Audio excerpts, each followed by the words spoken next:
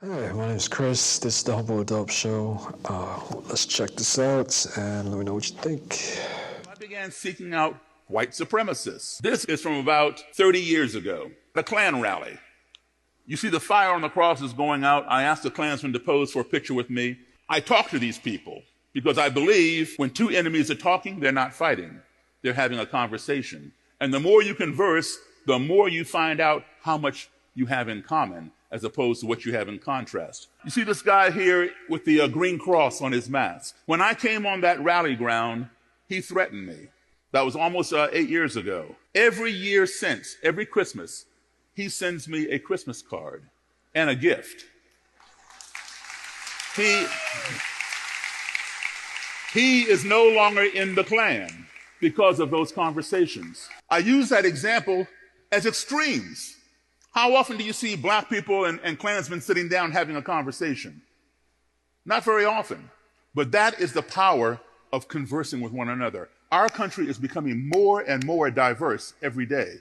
We better learn how to navigate in that diversity, or we're going to implode. We need to learn how to listen to people and how to talk to people and have civil conversations.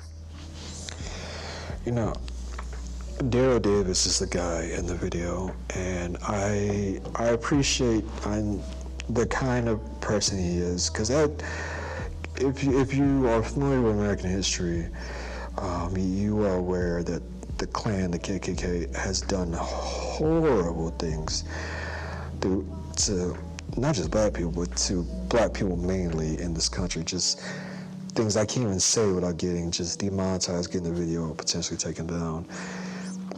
And I think he has a room full of the Klan's garbs, their robes, whatever, because he befriends folks, white supremacists, Klansmen, and eventually, you know, they're apprehensive, but eventually they become friends with them. They realize, like, their beliefs is like doesn't make sense, and they end up giving their robes as a way to say that I'm not that person anymore.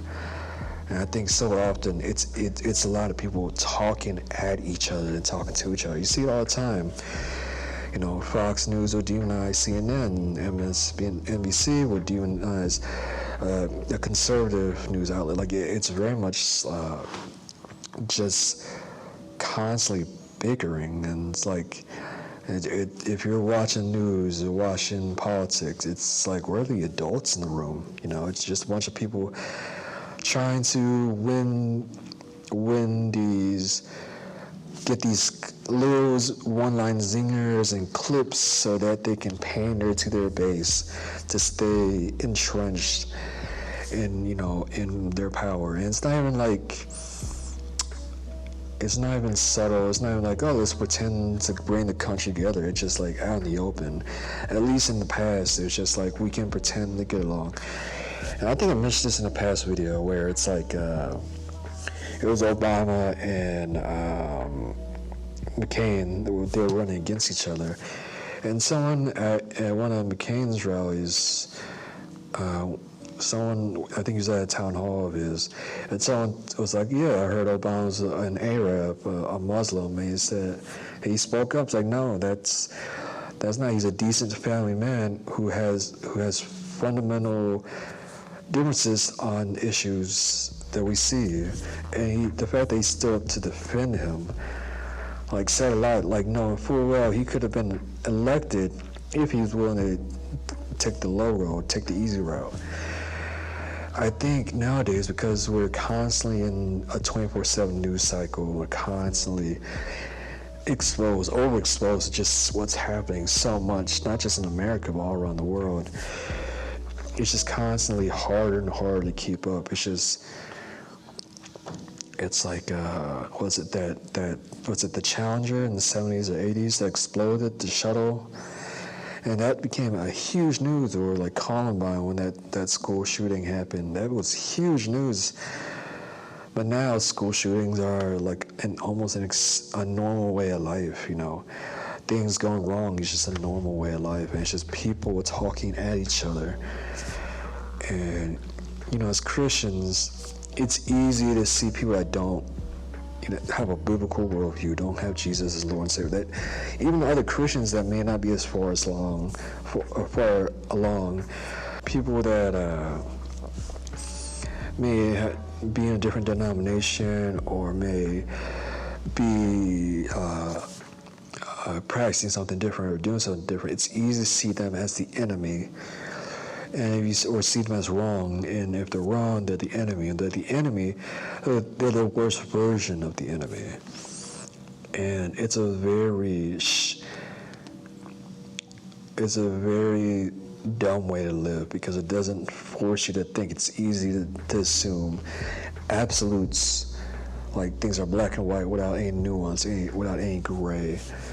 Someone that may not believe Jesus is Lord and Savior, it's easy to think like, oh, there's some throwaway atheists. They're doing horrible things, and it's like there's a decent chance they may have grown up in church, decent chance that they might have gotten hurt by a church, or when they confided in something that was vulnerable, they were taken advantage of. It's easy to see them as just, they're wrong, I'm right, I win, they lose, and not see them as like people made in the image of God, people that Jesus saw as worthy of dying on the cross for, and thinking like, oh, this love, this grace that I've been given, I'm gonna hoard it for myself. Like somehow there's only so much to go around. So,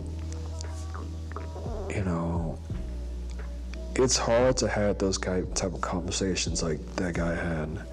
And not everyone can, because it's hard. Especially, for kids and stuff growing up where, people are being more social online, but they are lacking more social skills in person, or more awkward. It's easy to run away, and I don't blame them, because I'm not great at having conversations with strangers myself. When we used to go feed the homeless, I was not great at having those conversations. I'll be honest. But those conversations are necessary for growth, for finding solutions, and for being able to love on our neighbors, even when our neighbors go through life and see the world differently from the way we see life and do life differently. So, I don't know, have you guys struggled to engage with people that are different from you, or that are way different than you? Have you guys ever had those difficult interactions? And if so, how did they turn out? And if you are comfortable having those conversations, what advice would you have? Drop it below in the comments. Make sure you like and subscribe. And I'll see you in the next one. All right.